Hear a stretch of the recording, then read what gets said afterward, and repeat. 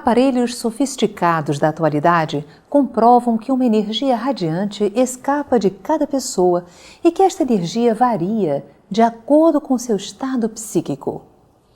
Em A Gênese, Allan Kardec nos revela que o pensamento produz energias que criam imagens fluídicas que se refletem no corpo. O filósofo francês Léon Denis afirma que o pensamento é criador. Não atua somente em torno de nós, influenciando os nossos semelhantes para o bem ou para o mal. Atua principalmente em nós. Gera nossas palavras, nossas ações e com ele construímos o dia a dia da nossa vida. O que é o pensamento? O pensamento pode produzir mudanças no organismo, curar uma doença, por exemplo? Podemos programar nossa mente para a felicidade? Para conversar conosco sobre este tema está aqui Fabiano Nunes. Ele é médico e pesquisador espírita. Doutor Fabiano, bem-vindo ao nosso programa. Olá, Yasmin. Olá, amigos telespectadores. É um prazer estarmos juntos. O que vem a ser, então, o pensamento? Essa questão já é tese de filósofos há muitos séculos. Por exemplo, no início do século XVII, o grande filósofo francês René Descartes afirmava que a essência do homem é pensar. E a psicologia, a psiquiatria, as ciências e a filosofia têm gasto tempo e energia em desvelar o pensamento. O pensamento ele tem sido considerado como a expressão da inteligência da vontade, porque através do pensamento que se fazem as construções, o pensamento é construto e construtor da realidade, da vida, da relação. Emmanuel, no livro Pensamento e Vida, que é um livro de 1958, um livro dedicado às questões do pensamento, afirma que o pensamento é o espelho da vida, porque através do pensamento pode-se manifestar o espírito e todos os seus desejos, emoções, suas memórias da vida presente, da vida passada. Então o pensamento é um complexo, mas é a manifestação da vida do ser inteligente. Mas o pensamento ele pode produzir mudanças no organismo? Absolutamente sim.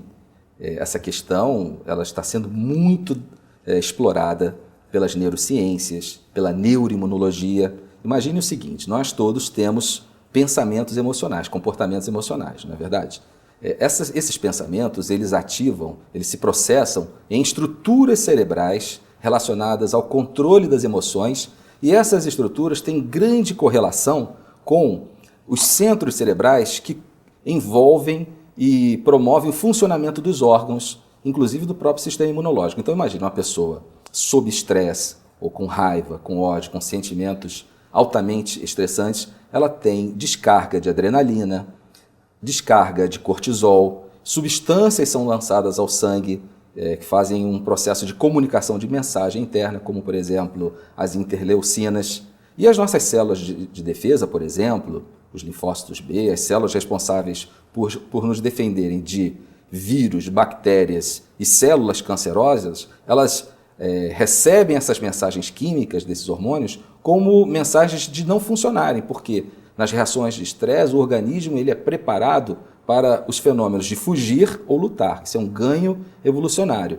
Então, os pensamentos negativos de ódio, de raiva, de ira, de ansiedade, de tensão, promovem informações para as células de defesa para que elas funcionem menos. Daí o efeito do pensamento sobre as defesas orgânicas, sobre a vigilância contra vírus, contra bactérias, a vigilância antitumoral. Para você ter uma noção, essa é apenas uma das vertentes desse campo de estudo. Muito interessante isso. Então, o pensamento, ele pode chegar um dia a alterar o cérebro, e eu estou falando da própria fisiologia cerebral. Há possibilidade? Olha, imagine o seguinte, no século XX e até mais ou menos a década de 70 do século XX, a ideia, a concepção corrente era de que o cérebro ele era fixo. A pessoa nascia com um determinado número de células cerebrais, os neurônios, e no decorrer do tempo, essas células se degenerariam, iriam morrendo e nenhuma outra substituição aconteceria. Paradoxalmente, a princípio, parecendo um paradoxo, no início do século XX, especificamente do ano de 1958, através da psicografia segura, abençoada, precisa de Francisco Cândido Xavier, André Luiz traz informações à época revolucionárias. Isso está contido no livro Evolução em Dois Mundos, no seu capítulo 9, no item Cérebro, Evolução e Cérebro. E André Luiz afirmava nesse item Evolução e Cérebro que as células neuronais, os neurônios, nascem e se renovam milhões de vezes no plano físico e no plano extrafísico. Então, em 1958, essa afirmativa era totalmente errada, totalmente equivocada. Mas no nosso século, principalmente a partir da década de 80, sobretudo a partir do ano 2000, no século 21, a ciência tem visto que o cérebro ele é modificado pelo pensamento. No passado acreditava-se que o pensamento era um efeito da arquitetura cerebral. O cérebro é que determinava as funções do pensamento. E hoje a ciência vem estudando a contramão, a outra mão nessa via. O pensamento modifica o cérebro, modifica conexões cerebrais, aumenta o número de ramificações nas conexões entre as células nervosas, os chamados dendritos, aumenta a facilidade com que os neurotransmissores circulam entre essas células cerebrais, entre esses circuitos. Chama-se um fenômeno de plasticidade cerebral, neuroplasticidade. O pensamento ele é processado em diversas regiões cerebrais.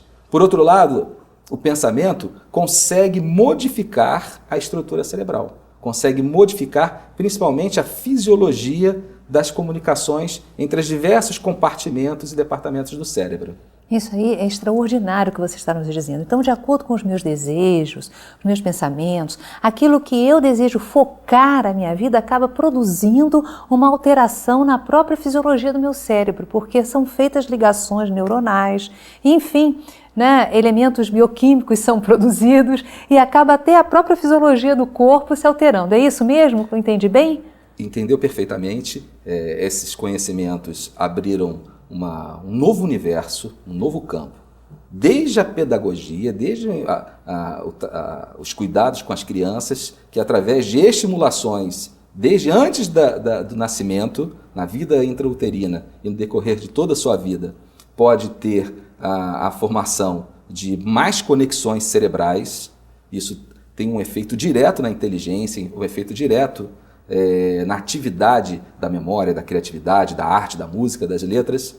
Mas dois pesquisadores brasileiros, Mol Neto e Ricardo Oliveira Souza, publicaram numa importantíssima revista americana, que é a revista Procedimentos da Academia Nacional de Ciências dos Estados Unidos, no ano de 2006, o fruto de suas pesquisas. Eles usaram equipamentos muito sofisticados, que são equipamentos que combinam a tomografia computadorizada de alta resolução com um exame chamado tomografia de emissão de pósitrons. O que é isso?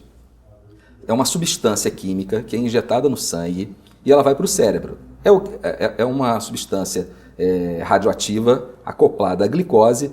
E na área cerebral onde essa glicose é consumida, ocorre um metabolismo dessa glicose e essa substância radioativa libera um pósitron, que é uma partícula que vai para uma câmara, o aparelho registra a imagem e a tomografia reconstrói a anatomia. Então a gente tem uma noção de onde o pensamento está sendo processado e o local anatômico na região do cérebro.